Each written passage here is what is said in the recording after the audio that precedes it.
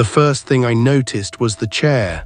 It was sitting in the middle of the hallway, not against a wall, not beside a desk, right in the center of the hallway, facing directly toward the elevator. At first, I thought the maintenance crew had left it there. That was the only explanation that made sense. The building had been empty for almost 3 years, and I had only been hired to watch it overnight until the property was sold. It was supposed to be an easy job: walk the building every couple of hours, check the doors, make sure nobody had broken in, then sit in the security office until morning. There wasn't supposed to be anyone else inside, and that was exactly what made the chair bother me, because I knew I hadn't seen it there when I started my first patrol. This is Tales of the Dark. The building itself wasn't anything special. It had once been a small office complex on the edge of town, 3 floors, a basement, a parking lot that was mostly covered in weeds. Inside, there were old offices, conference rooms, storage areas, and long hallways with fluorescent lights that didn't all work anymore. The previous company had moved out years earlier. They had taken most of their equipment with them but left behind everything that wasn't worth carrying: old desks, broken computers, filing cabinets, office chairs, stacks of paperwork, the kind of stuff that makes an abandoned building feel less abandoned, like everyone had simply gotten up one afternoon and never returned. My supervisor told me the place had problems with trespassers, teenagers mostly. Sometimes homeless people would get inside during the winter. There had also been a few reports of copper wiring being stolen. That was why they wanted someone there overnight. My first shift was a Monday. I arrived around 9:30 in the evening. The security office was on the first floor near the main entrance. It had a small desk, a monitor showing several cameras, and an old coffee machine that looked older than I was. My supervisor gave me a quick tour. Before leaving, he handed me a ring of keys. There were probably 15 keys on it. Most of them were labeled: basement, mechanical room, roof, 3rd floor, storage. There was one key without a label. I asked him what it was for. He looked at it for a second, then he said he wasn't sure. I assumed it was an old key that had been left on the ring. I didn't think much about it. The first few hours were completely uneventful. At around midnight, I made my first full patrol. I walked through the 1st floor, nothing. 2nd floor, nothing. Then I took the stairs to the 3rd floor. The 3rd floor was darker than the rest of the building. Only a few lights still worked, so I used my flashlight whenever I went down the hallway. There were offices on both sides. Most of the doors were open.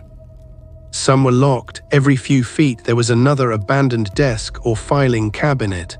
I reached the end of the hallway, turned around and started walking back. That's when I saw the chair.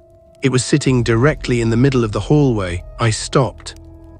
I remember actually laughing to myself. I thought maybe I had somehow missed it on the way down. It was an old black office chair with one broken armrest.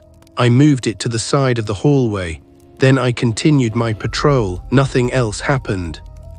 I returned to the security office. Around 2:00 in the morning, I checked the cameras. Everything looked normal. At 3:15, I walked the building again. This time when I reached the 3rd floor, the chair was back, same hallway, same position, facing the elevator.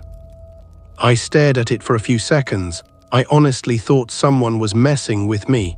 Maybe another security guard had come in through a side entrance, but that didn't make sense. The building had only one active entrance, and I had been sitting directly beside it.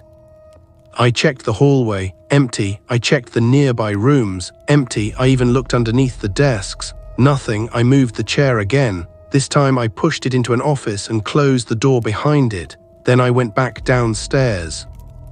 I told myself I would mention it to my supervisor in the morning, but about 20 minutes later I heard something, a sound from upstairs. It sounded like a door closing. I checked the cameras. Nothing. The 3rd floor camera showed an empty hallway. I watched it for almost a minute.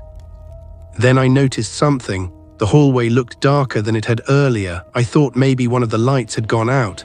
I grabbed my flashlight and went upstairs. The hallway was empty. The chair was still inside the office. The door was closed. I checked it anyway, locked.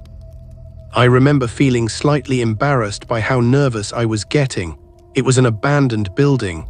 Old buildings make noises, doors move, pipes make sounds, air pressure changes. There were 100 normal explanations. I went back downstairs. The rest of the shift passed without anything else happening. When my supervisor arrived at 7:00 in the morning, I mentioned the chair. He stared at me, then he asked what chair. I described it. He didn't laugh. Instead, he asked me exactly where I'd found it. I told him, 3rd floor near the elevator. He was quiet for a moment, then he said, "Don't worry about it." I thought that was strange, so I asked him if somebody else had access to the building. He said no. Then he told me something that made me uncomfortable. The company had stopped using the 3rd floor almost a year before the rest of the building was closed. There wasn't supposed to be any reason for anyone to go up there. I asked him why. He said the electrical system on that floor had been shut down. I remembered the hallway lights. Some of them were working. I told him that. He looked at me, then he said, "Are you sure?" I was. I had walked through that hallway twice. There were at least 4 lights working. He didn't say anything else. He just told me to keep the 3rd floor locked during my next shift. That night I arrived at 9:00. The building felt different. I don't know how else to explain it. Nothing had changed. But after what happened the night before, every hallway seemed longer. Every dark doorway looked like somebody might be standing inside it. I tried not to let myself get paranoid. For the first few hours, everything was normal. At midnight, I checked the cameras. Nothing. At 1:00, I walked the 1st floor. Nothing. I decided not to go upstairs.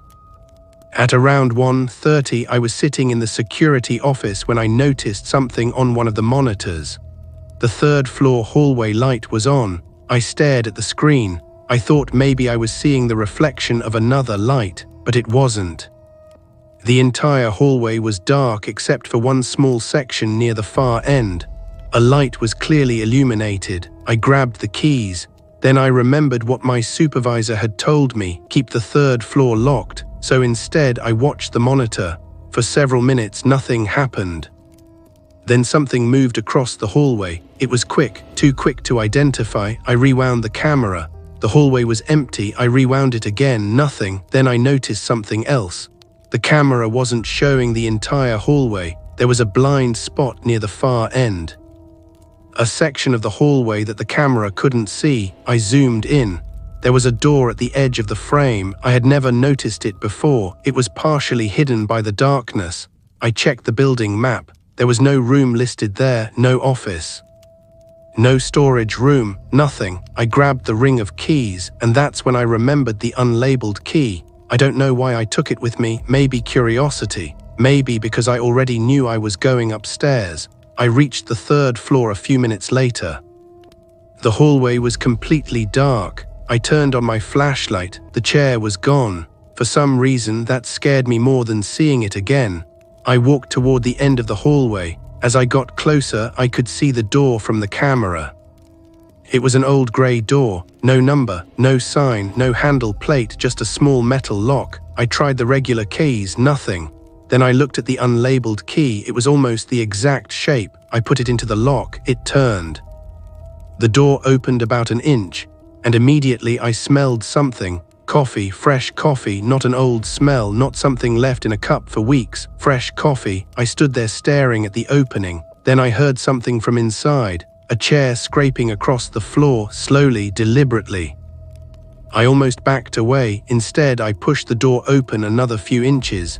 There was a small office on the other side, and there was a desk, a lamp, a computer, a coffee cup. Everything looked completely normal, except for one thing. The computer screen was on. I stepped closer.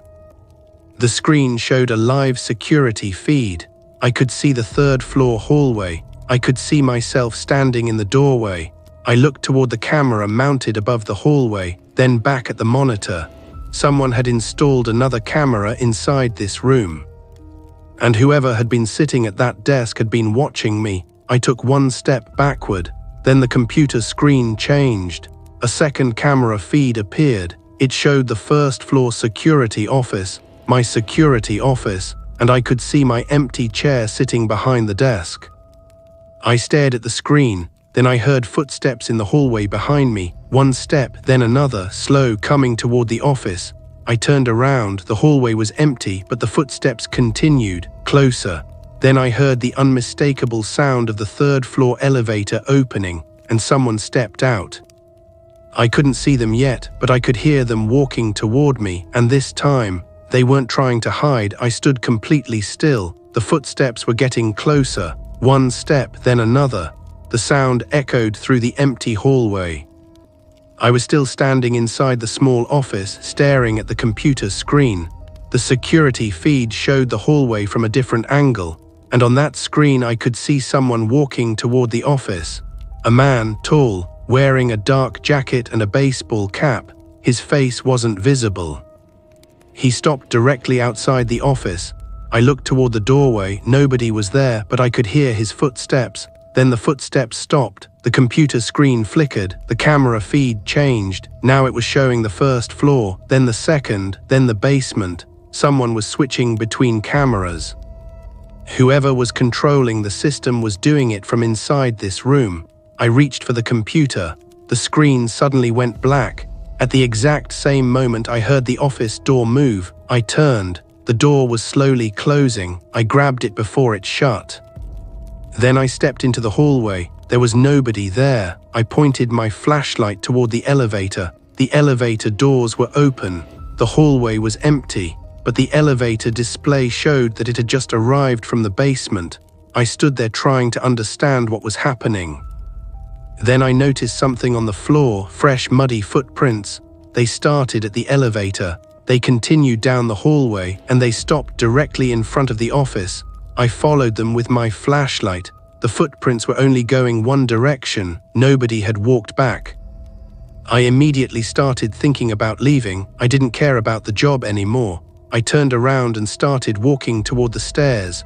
Then I heard a door slam behind me. I spun around. The office door was closed. I walked back and opened it. The room was empty. The computer was still off, but the coffee cup was gone. Someone had been sitting there recently.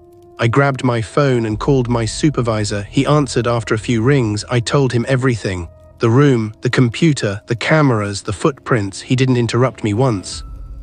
When I finished, there was a long silence. Then he said something that made my stomach drop. "Did you open that door?" I said yes. He asked me if I was still on the third floor. I said yes. He told me to leave immediately. I asked him why. He said because that room isn't supposed to exist. I thought he was joking. He wasn't. He explained that the third floor had been renovated years before the company moved in. According to the official building plans, that section of the floor had been sealed off. There was no office there, no door, no room, nothing. I told him I was standing inside it. He told me not to touch anything else. Then he said he'd meet me outside. I started toward the stairs. Halfway there I stopped. Something had caught my attention, the chair. It was back in the hallway, exactly where I had found it the previous night. Except this time it wasn't facing the elevator. It was facing me. I stared at it. Then I noticed something underneath the seat, a small object. I walked closer. It was a key. The same kind of key that opened the hidden office. I picked it up. There was a number engraved on it, 217. I didn't understand what that meant. Then I remembered the second floor hallway. There was an old office numbered 217. I had walked past it earlier that night.